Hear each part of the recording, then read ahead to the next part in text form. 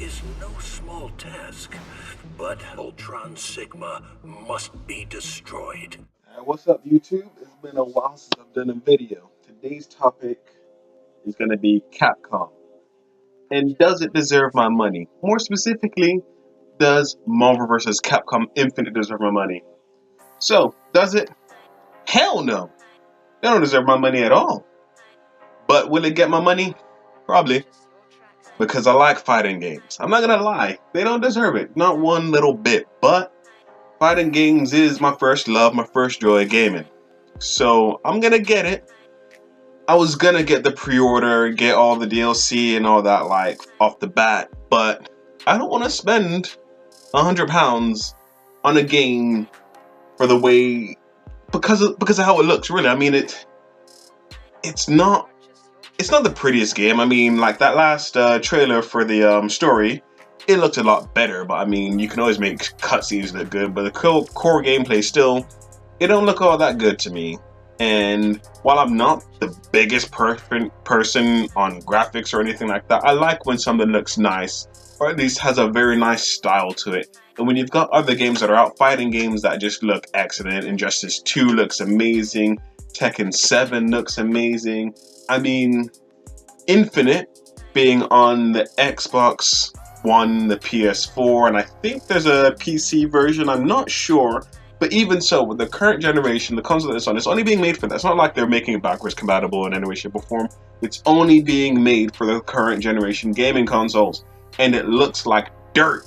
And I've seen that plenty of times everywhere. I'm like, is it just me? It's not. I've checked with my friends, I've checked on forums and other YouTube creators, and it's just terrible presentation. I think there's a lot in the game. Definitely within the game itself, I think they're gonna, on launch, there's gonna be a lot in there. Well, I say a lot, it's what you'd expect to come from a fighting game, not just a basic launch amount. Like what Street Fighter V had was terrible, and that Capcom has been failing left, right, and center, and people keep giving them the money, and I am one of those people. I bought Ultimate Marvel vs. Capcom 3. It was like, what, £20, but I bought it because I love the game, and I want to play it on my current console because my Xbox 360 is just gone. But I got it. They recently made Super Street Fighter 4 Arcade Edition available free. I got that because I love that game. That's, for me, the last great Capcom game bar Ultimate 3 in fighting games, either way. But like, Infinite, it doesn't deserve my money. At the very least, it doesn't, right now, it doesn't deserve me spending that full price money. I'm gonna wait for it to come out on a deal, or if I just got some spare cash flowing away, which I don't because I got bills and everything. But still, when I have that cash just lying around, like, you know, I could get it for like a cheap price, sure, or there's gonna be a Capcom deal somewhere down the line, I'll get it. But right now, with the graphics, it's not making me, you know what? I like it. The character roster, what is going on with that? You know what? That's gonna be another video. The roster is atrocious in my opinion. Some cool things, don't get me wrong. Some cool things, but it's atrocious and it's not worth my money as spending at pre-order bonuses, which are whack bonuses anyway, which I put in the character video. But no, you know what? I'm gonna do it now. The pre-order bonuses are absolutely terrible. You get like, what, 6 costumes, and you get some characters which are new characters. You get what, Black Panther, which, don't get me wrong, I've wanted him since they've had Marvel 3. To be fair, I wasn't that big on him when Marvel 2 was around, others would have said that. But Marvel 3, I wanted him in the game. He's gonna be a badass. I think his gameplay is gonna be amazing. But then you've got Sigma. You've got Sigma, who is one of the part of the main villain in, at the very least, the story of Infinite, and he's DLC and you have to pay for him.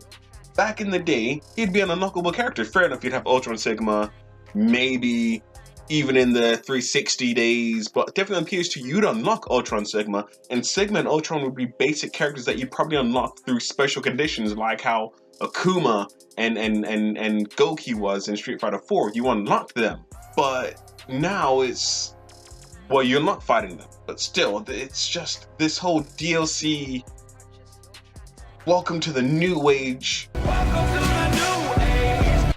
of DLC bullcrap and I don't like it. And Capcom have been so guilty of this in all of their fighting games. I don't know about the other games. I don't really play them that much, but fighting games recently, well, for the past however many years, Marvel 3 had it. It was terrible. Bad DLT practice there. Street Fighter 5, it was a little better the way they did it because you can get all the characters for free. But why do it the way they did it? Just have them there from the beginning. Don't create a barrier for characters that people do want and make it say, well, no, you have to do it this way, in this manner, which I guess is sort of how they would have had it before, but the way it was marketed was not good, and the way it was delivered was not good. If it was just, oh, there are these characters in this game, but you unlock it and you just find out randomly through playing, that's amazing. That's how it always was before, but now it's like, oh, we've got new characters, or we've got characters in the game, but you either can pay for them, or you can work really hard in the game and then unlock them. But it's not a surprise. You just know that they're there and you have to grind to get them, which from what I've seen, because I don't own a PS4 right now, I want to because there's some cool games on there, especially fighting games coming out next year, but you just have to grind so hard to get a character in Street Fighter 5 that should just be moderately easy to unlock, and right now it's just not. But so Infinite, sorry. It's, it's got good gameplay mechanics that I really like. The gem system is amazing, which I've said in my previous videos. And the gameplay itself looks really cool. Like, it actually looks like it's got mad hype in there. And that's what I want. I want crazy broken game mechanics for a Marvel game. I don't want it to be balanced. That's not fun. That's not crazy. No one cares about balance in Marvel games. Look how boring Street Fighter V was, because it was so balanced and catered towards tournaments. Marvel 3 is one of the most broken games ever, Marvel 2 one of the most broken games ever, at least in fighting, and yet they still live on today and people want those games. Even Street Fighter 3 Third Strike had some broken stuff. My favorite Street Fighter ever. Best thing ever.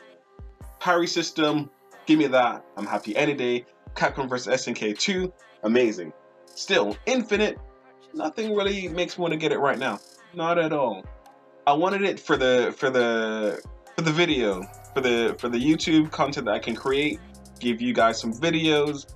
But now I'm thinking about it a lot more as the date closes. I think it's what, 19, 20 days now? And it just isn't striking me to get right now. I'm just gonna wait for some sort of deal to come out and then I'll get it then. In the meantime, I'm going to be playing a lot more Ultimate Marvel 3 until that comes out, and some Street Fighter 4. Gonna get that, get good at it again, because it's been a while since I played it. But Infinite, no, it's gonna wait. It doesn't deserve my money, at least right now. Maybe they're struggling, who knows?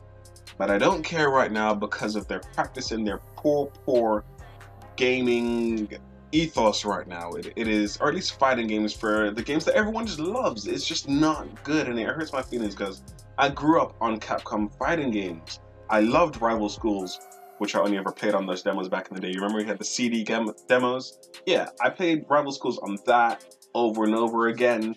And when I saw Tatsunoko versus Capcom as well, amazing. I love that. Marvel 3, like I said, some stuff, but I love that game. Marvel 2 is one of my biggest fighting loves ever.